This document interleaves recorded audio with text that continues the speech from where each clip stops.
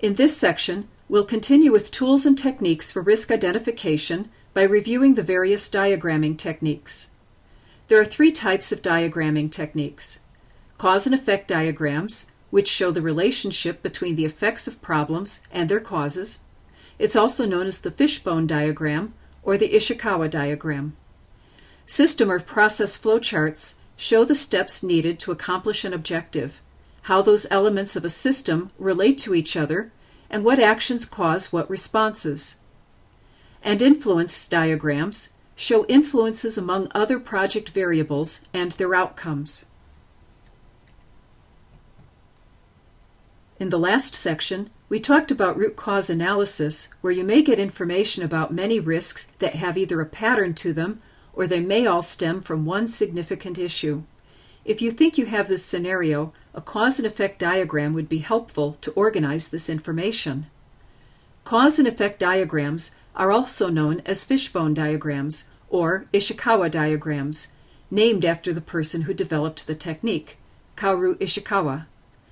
As an example, you might hear that there's a risk that people never seem to know when a release is actually taking place, or that the migration team is understaffed, etc.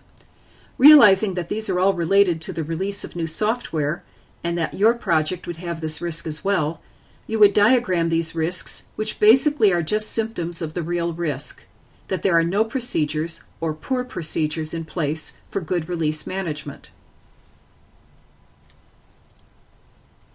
Another diagramming technique is the flowchart diagram. Many project managers are familiar with flow diagrams, so remember, for the exam, the flowchart technique shows the logical steps needed to accomplish an objective and how the elements of a system relate to each other, and what actions will cause what responses. In this simplistic example, you can see the flow of the elements and the actions caused by the answer to the question, need to go shopping. For risk identification, you would want to diagram the logical flow of the actions that may cause or trigger the risk and the subsequent events to determine if a risk response plan is needed. The third diagramming technique is the influence diagram. This diagram is meant to demonstrate the causal influences between variables, the timing or the time ordering of events, and the relationships among other project variables and their outcomes. They visually depict risks, uncertainties, or impacts, and how they influence each other.